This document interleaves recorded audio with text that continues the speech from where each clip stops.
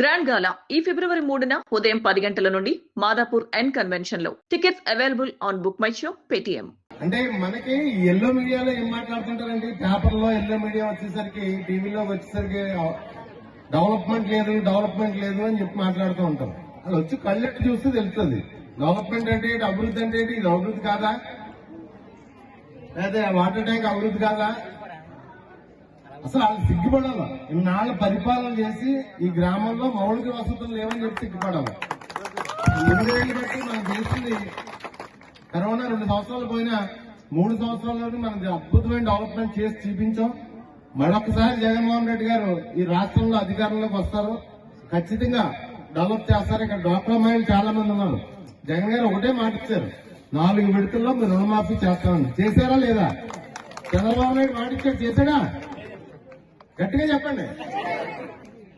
చంద్రబాబు నాయుడు మాటలో నీటి మూటలు అన్నమాట. అతను మాట మీద నిలబడ్డు, అన్ని అసత్యాలు అబద్దాలు ఆడుతూ ఉంటాడు. మరొకసారి మనం జగనన్న గెలిపించుకుందాం, మన గ్రామాన్ని అభివృద్ధి చేసుకుందాం, మన రాష్ట్రాన్ని అభివృద్ధి చేసుకుందాం. ఆంధ్ర రాష్ట్రాన్ని ఈ దేశంలోనే నెంబర్ 1 కింద ఖచ్చితంగా మన జగనన్న తీర్చిదిద్దుతాడు. ఆ నమ్మకం నాకుంది, మీకు కూడా ఉంటే ఉంటుంది ఆ నమ్మకం. జగన్ మీద ఖచ్చితంగా జగన్ ఆంధ్ర రాష్ట్రంలో నెంబర్ 1 కింద తీర్చిదిద్దుతాడు. అదేవిధంగా మన ప్రతిపక్ష పార్టీలు మన వ్యవహారంలో మాట్లాడుతూ ఏదో పుస్తకంలో రాసుకుంటున్నాం, మీ పేర్లు వస్తే మేము అంత చూస్తాం, ఇలా మాట్లాడుతున్నాం. ఏదో అదే పుస్తకంలో రాసుకుంటున్నాం, మీ పేర్లు వస్తే వాళ్ళని చూస్తాం, వస్తే ఏళ్ళని చూస్తాం. మీరేం కంగారు పడకండి, మీరు రారు. మీరు అంత చూడాలంటే మీరు రావాలి. నేను అంత చూడాలంటే నేను రావాల్సిన లేదు. మీకు గుర్తుండే ఉంటది, ఇల్లు వాకిలే వదిలేసి 4 రోజులు నేను ప్రతిపక్ష ఎమ్మెల్యేగా ఉండగా ఊరు వదిలేసి పారిపోయారు. వెంగిళ్ళు, కట్టు, బట్ట, భార్య, పిల్లలను తీసుకుని ఏ వినాయకం పారిపోయి 4 రోజులు దాక్కున్నారు.